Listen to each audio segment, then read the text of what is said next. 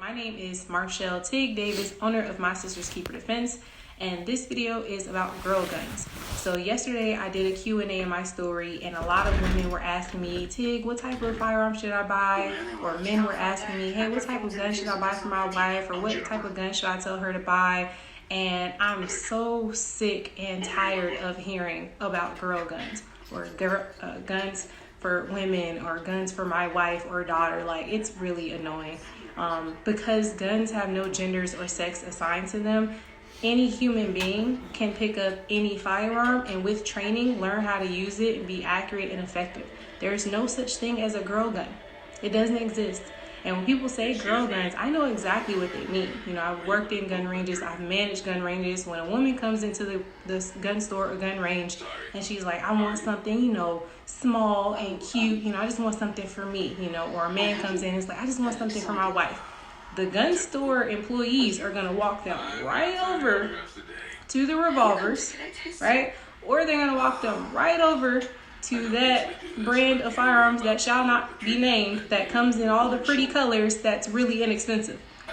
One of the two, or some sort of subcompact or some 380, some small, you know, something cute, right? The problem with this is, first I'll start with revolvers. I have a huge bias against revolvers, and I'll explain why. For women who are going to the gun store and they're like, I'm just gonna take any old thing because it makes me feel better, those type of women are not the ones that are gonna go practice.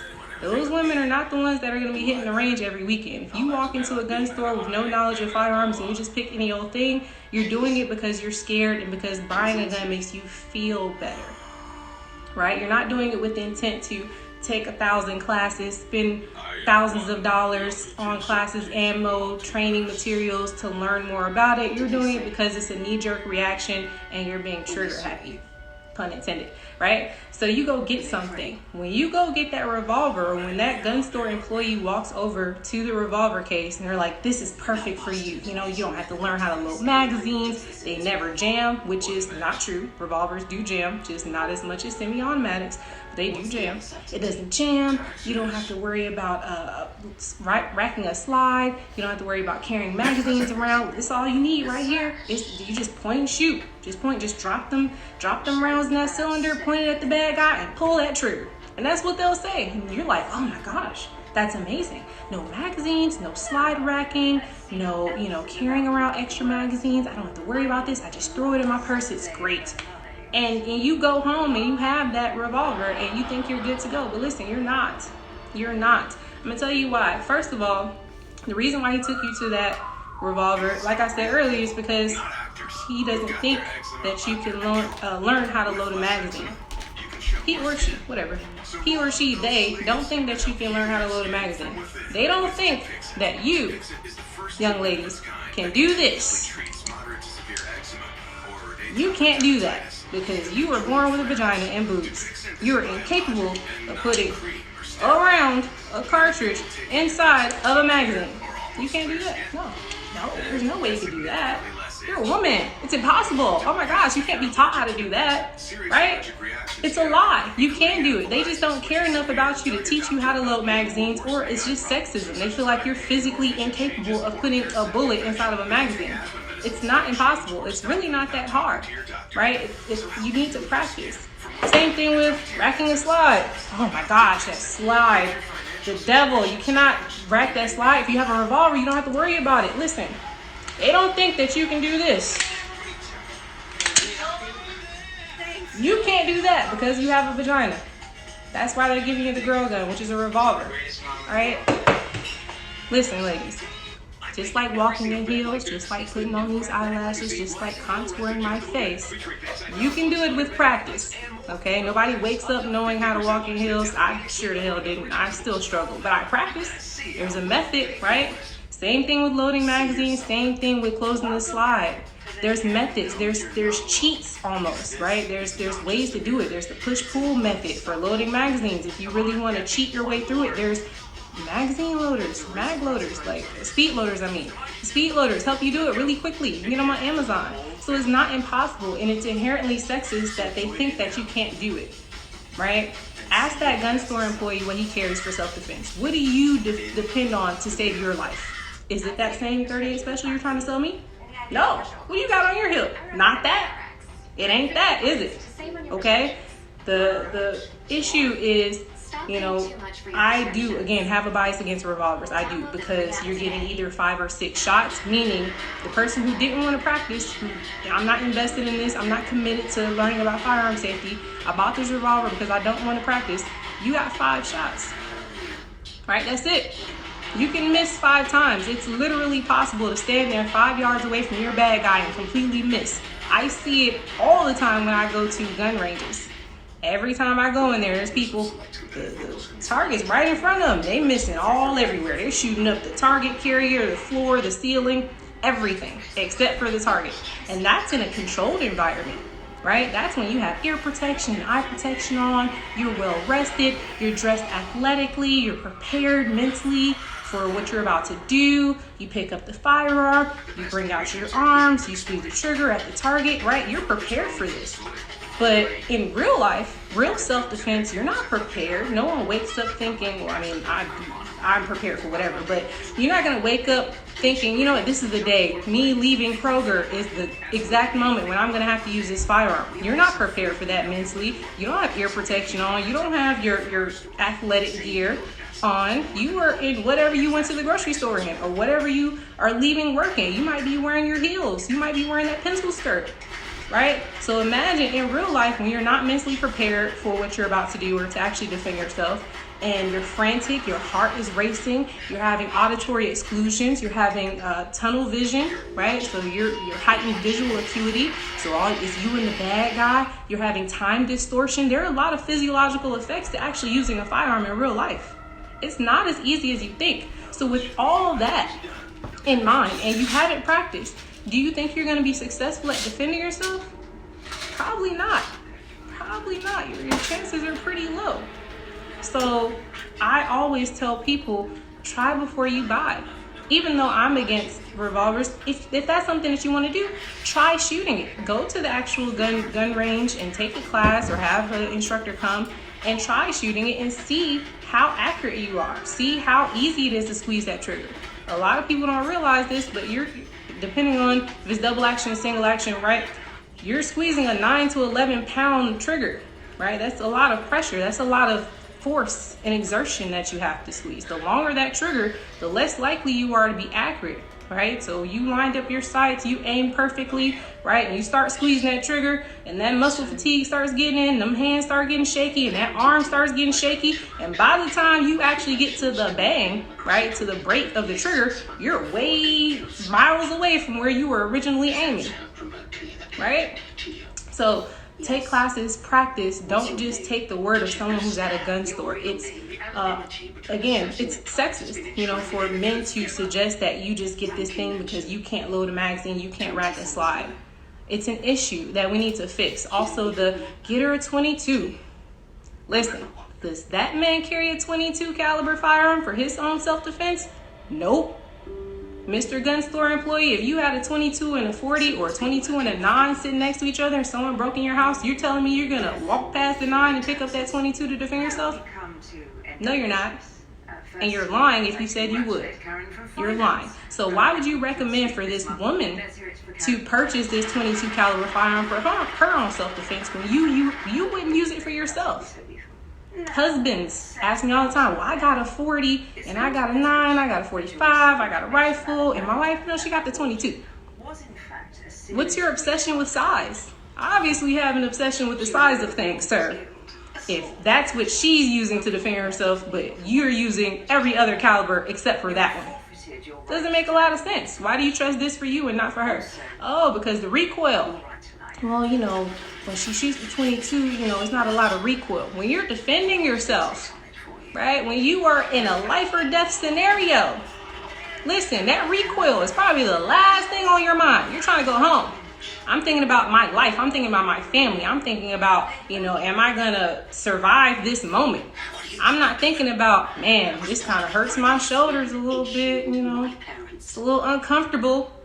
You're not thinking about that. Right? And if you practice for it, then you're going to be prepared for it. If you actually go shoot the firearm, no matter what the caliber is, you'll be prepared for it. You start getting this thing called muscle memory. and you're used to this, and you start getting used to recoil. Listen, recoil is recoil. You're shooting a gun. You're not playing tennis. Damn it. You're shooting a gun. This is a firearm. This is a lethal weapon.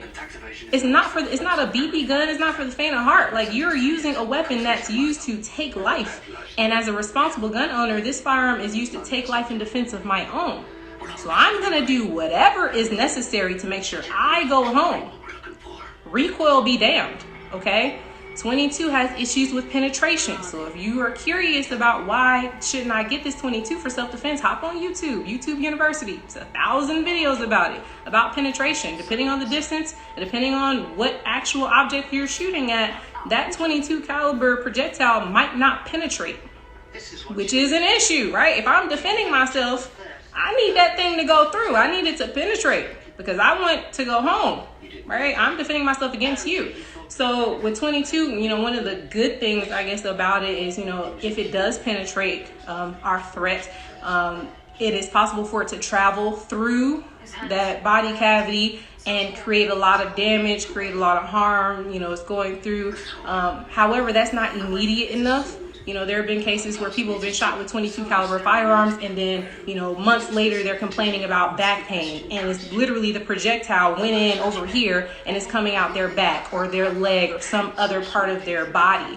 Okay, so if it's self-defense, right? If I needed to pull out my firearm and shoot at you, I want you to be eliminated now, not 6 months from now when that 22 projectile comes out of your knee.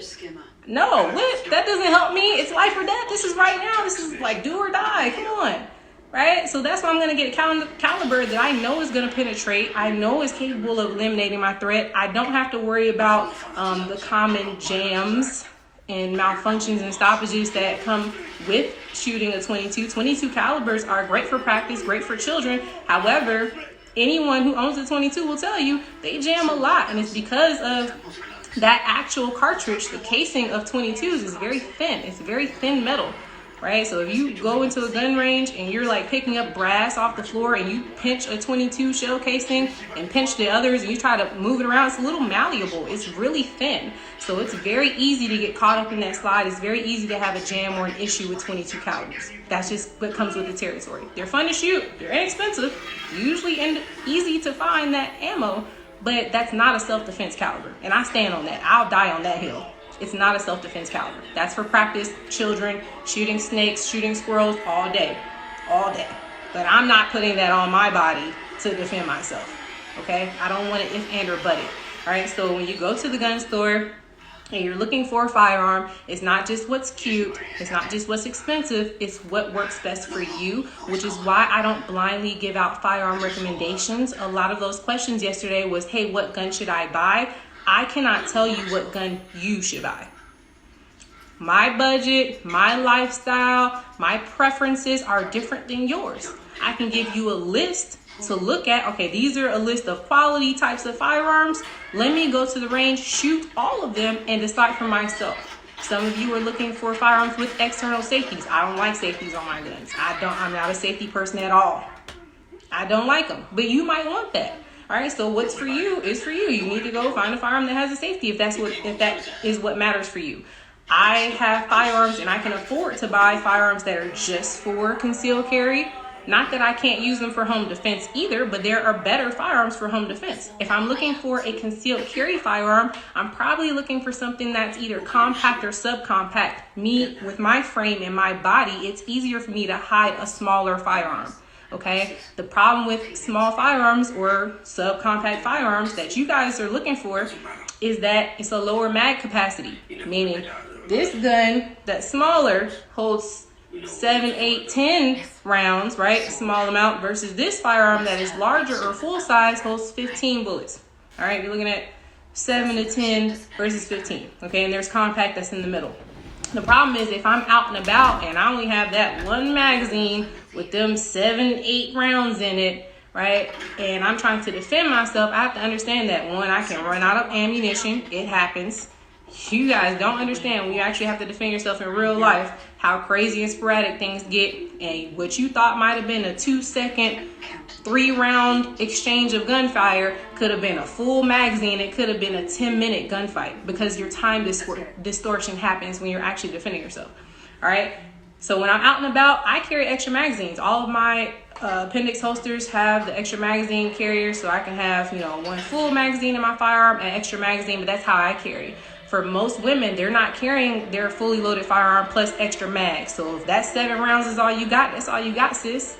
And if you don't practice, it might take more shots to actually eliminate the threat like you want to. So that's the downside of having a smaller capacity firearm. Larger firearms or full-size firearms are great for home defense. When you think about home defense, if someone's breaking into your house, it's rarely just one random person who breaks into your home. You're probably going to have to defend yourself against multiple threats.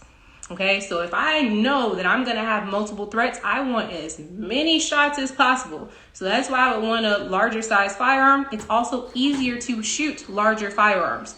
Contrary to popular belief, smaller firearms usually have more felt recoil than larger firearms of the same caliber.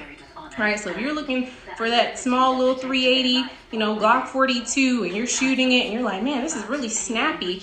And that's common with those smaller firearms. You're going to feel a lot more of that energy being released into your hands and what we call recoil.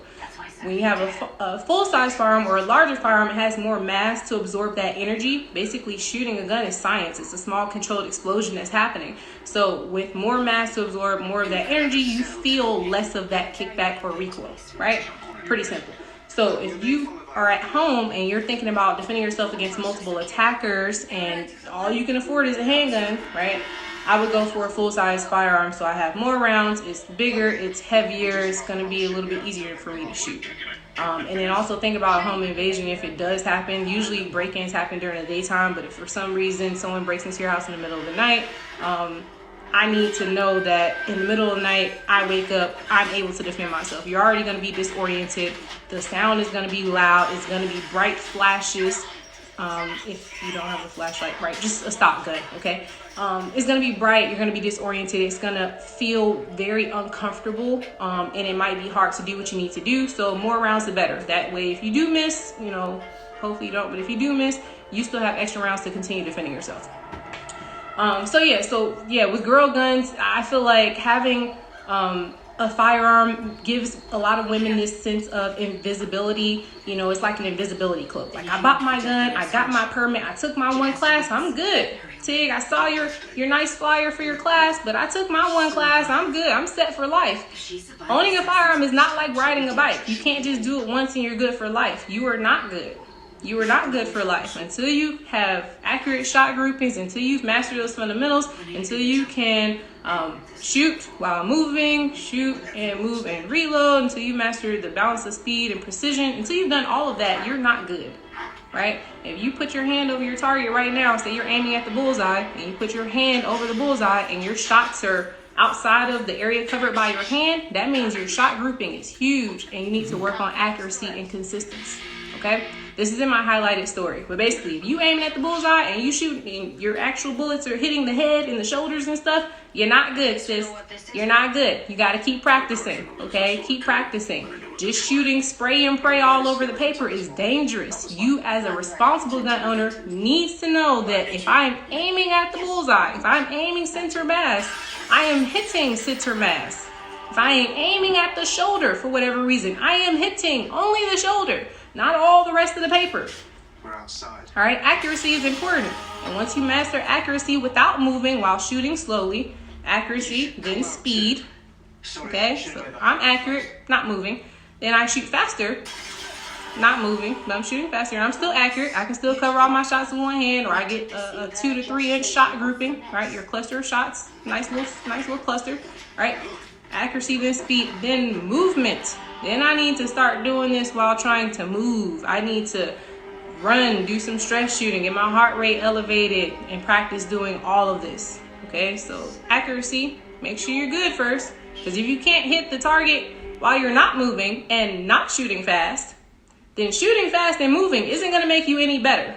If you can't hit the target from 5 yards away, then putting it out at 25 to show off for your friends at the gun range ain't gonna make you any better. You're wasting ammo, and it costs you damn much to be wasting ammo.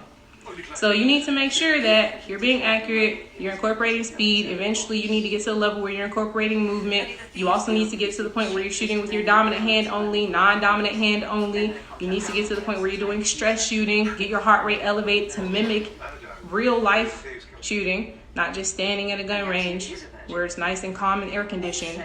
And you have to practice all of that. Practice malfunction drills, practice drawing from a holster, or wherever you keep your firearm. A lot of women, my students specifically, buy the gun, it goes in the purse. All right, well, if I give you 10 seconds to get that firearm out of your purse and shoot that target, can you do it? Nope. You're digging around. You got the lip gloss in there. You got the extra earrings. I got socks in there. Sometimes I might have whole flip-flops in my purse.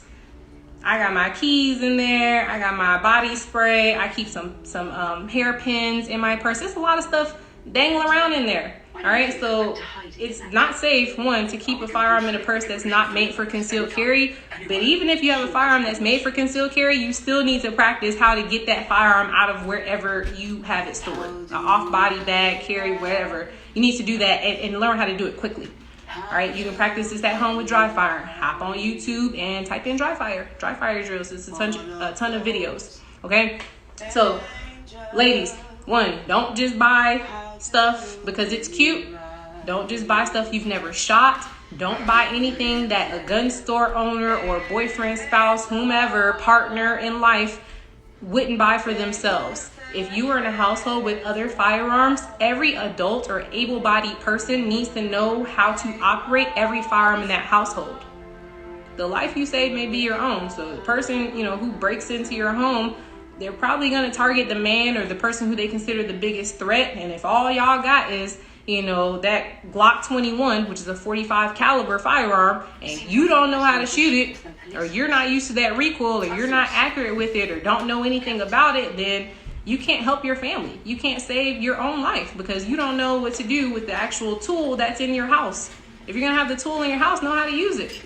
A lot of times, I've had spouses come to me and they say, well, my husband, he has all these guns. I don't want to see it. I don't want to touch it. I just kind of want it to stay in the safe over there, All right, that's on you. But understand that should the time arise where, you guys need to defend yourself, he is less capable of being able to save you guys because you don't know what you're doing. And he's probably going to get targeted. The person who runs out there clearing the house. A lot of guys say, yeah, if somebody breaks in, I'm gonna go out there with my gun and I'm gonna clear my house and make sure we're good. I'm gonna go check out the noise that I hear. All right, when he gets shot and you're in the room crying and screaming and calling the police, you could have been picking up that firearm and continuing to defend your life. And that's just being realistic. If you guys are out and about, he's carrying, you're not. He gets hurt somehow, right? God forbid, but he gets hurt somehow and there's a perfectly fine gun sitting right there. You could just, pick it up and defend your life, but you don't know how to use it. That's a problem. You understand? It's a family thing. Even the children in the household, maybe they're not old enough to learn firearm safety or how to actually shoot, but you know what you can teach a child? How to put a tourniquet on. You know what you can teach a child? How to apply pressure to a gunshot wound to stop a bleed. You know what you can teach a child? How to call the police and exactly what to say. So it's not this, the onus or the responsibility is on the man of the house. No, it's everyone in that household's responsibility, okay? I understand people have their gender norms and their spiritual alignments of what the household is responsible for. But listen, this is real life and this is really serious. And a lot of people have lost their lives because there are other able-bodied people in their home who just didn't know what to do. You know how quickly it takes for you to bleed out? A few minutes. You know how long it's going to take for the ambulance to get to your house? 15, 20. If you call the police and you say there's been a gunshot wound or someone shot someone with a gun, there's a firearm here, you know what the police are going to do first before they allow that ambulance to come in your house? The police have to search the area, make sure it's safe, right? They got to take the time, make sure the bad guy's gone. They got to check all the firearms. They're going in the backyard. They're going to the neighbors' houses. They're looking at the fence line, right? And that whole time, somebody's sitting on your floor bleeding out. Because you said gun on the phone, so they got to make sure they're going to be safe. They're not sending the ambulance or the EMTs in to stop that bleed until they make sure everything's good to go. All right, so it is your responsibility to defend your own life. It is your responsibility to teach your family members or whoever else lives in your home what to do in the case of that emergency. It's very serious. It's a mental, emotional, and spiritual decision to become a gun owner, to be a responsible gun owner. It's not just, I bought this gun, I'm good forever. It's a financial commitment. I need to keep going to the range. It's an emotional commitment. Am I emotionally prepared to take life in defense of my own? That's something you'll have to think about on the spiritual side. Can I live with myself? Have I talked to my creator or whoever I believe in and thought about taking life in defense of my own? Because if you're not prepared to take life in defense of your own, if you're not prepared to spend the money to practice and go to the range, if you're not mentally, emotionally, or spiritually prepared to be a responsible gun owner, then maybe firearms are not for you. And that's okay. It's okay to make that determination that I don't want to be in the range every weekend. It's okay to make the determination that I don't want to spend $700 a week on ammo. I mean, that's just me. That's me. I'm an instructor. I'm a little different, okay? But I don't want to spend a few $100s on ammo, or that's on you to make that decision. I don't believe it's the government's job to tell people who can and cannot have firearms. I believe as responsible adults with education, with training, we can make that decision for ourselves.